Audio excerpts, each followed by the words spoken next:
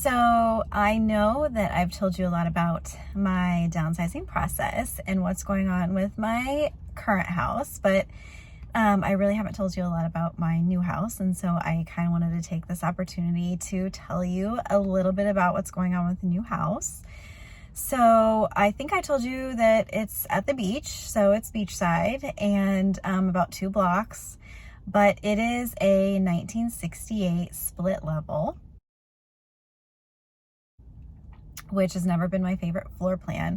However, I find it very charming when I'm inside. I love the fact that you're up high when you're on the main level and you feel like you're in the treetops. So it does kind of feel like a tree house to me, which I really like that feeling. So even though I first, when we first saw the house come available, or when we knew the house was coming available and I knew it was a split plan, I was like, ugh,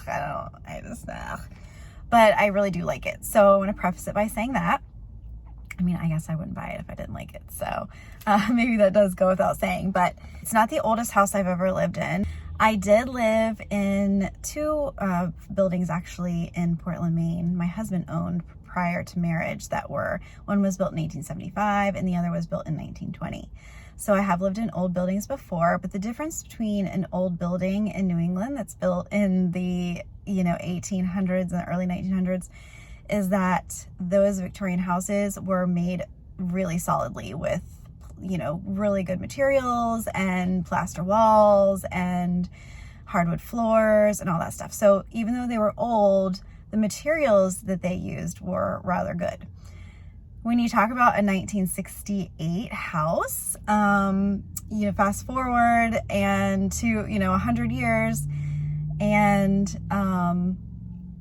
you get asbestos, you get crummy materials, you get crummy plumbing, crummy electrical, crummy everything. So we've recently found out after our inspections and some various contractors that we've had come over to check out the new house, we found that it needs about $30,000 worth of work before we can even move into it, just to get it healthy, where my family will be safe and sound and all that stuff. So it's come as a little bit of a blow, but I will tell you that right now the real estate market for the beach where we're going, there's no houses, not a single one for sale.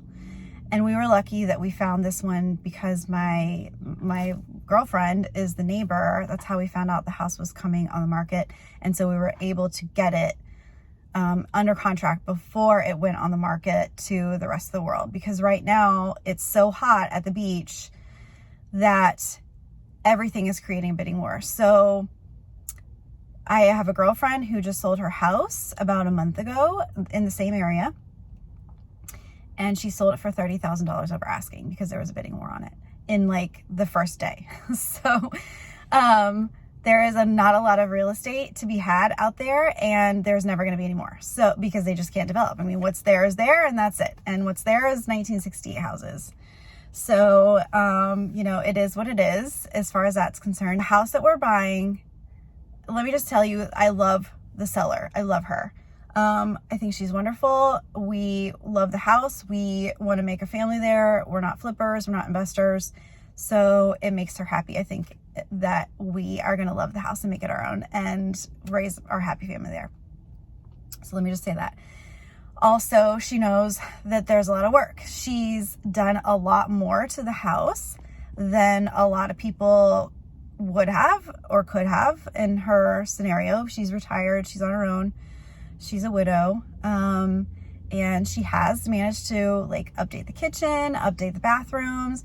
She has managed to take care of some of that stuff. And she's done some other things too. I mean, she has not by no means let this house deteriorate on purpose.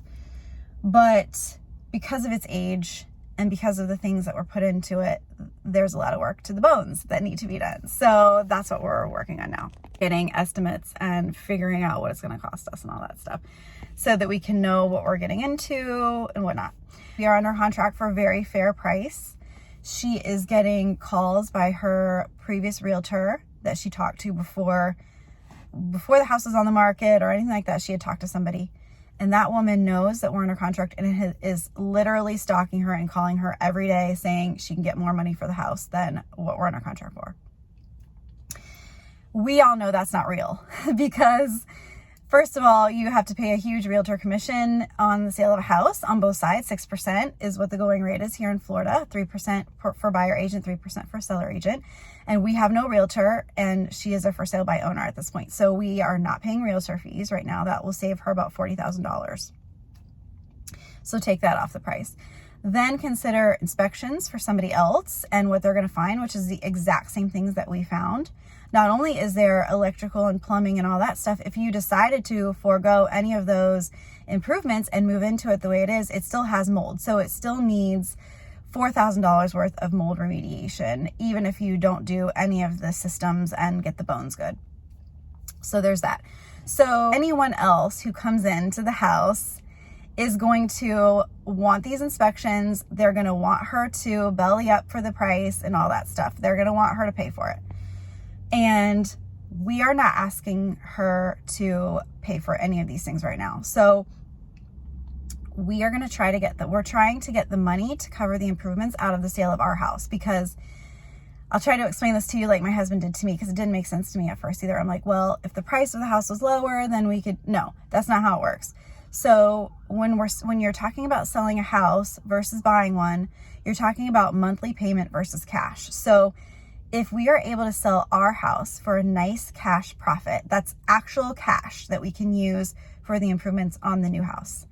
If we were to get the price lowered on the house that we're buying, that's not cash. That's just a little bit less of a monthly payment, barely enough to make a dent in our monthly payment. So it really has no, like asking her to come down on the price has literally no effect on the money that we need to do the improvements. So it really has to be coming out of the sales price of our house, which is why I've been working so hard to get it ready, to get it to keep it staged, to get it clean and repainted and all that stuff. So we've really killed ourselves in the last 3 weeks. That's why we've been doing it, so that we can make sure that we can get as much money out of our house as possible. That way we have the money for capital improvements. And I'm not even talking about making it pretty, guys. I mean, it needs everything that's not pretty first. It needs, like I said, pipes, and it needs electricity, and it needs all these things that are updates that are not sexy or pretty.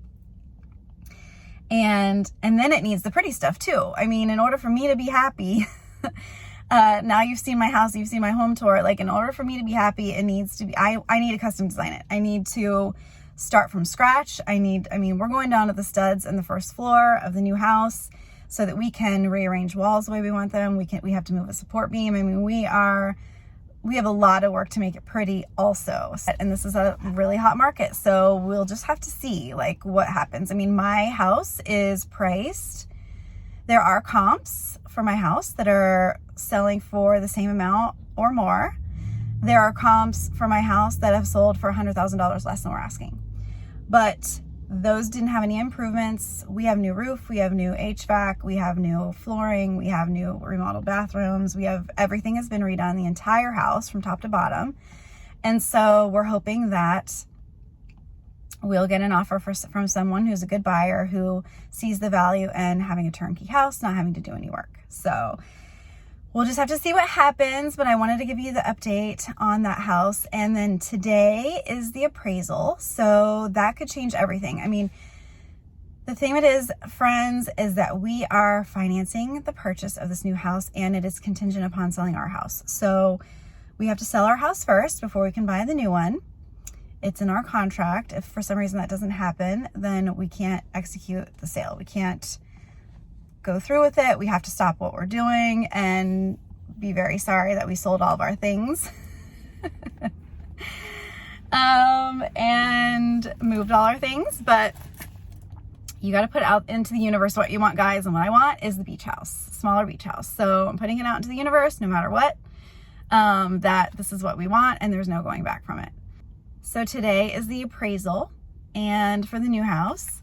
And it really, once we get through this process, is if it appraises, then the next big piece is our house selling for what we need for it. So those are the two things that this whole thing is hinging on right now. Number one, the appraisal. The house has to appraise because the bank won't give us financing, and we're not going to pay for future equity. It's just not something that we're going to do.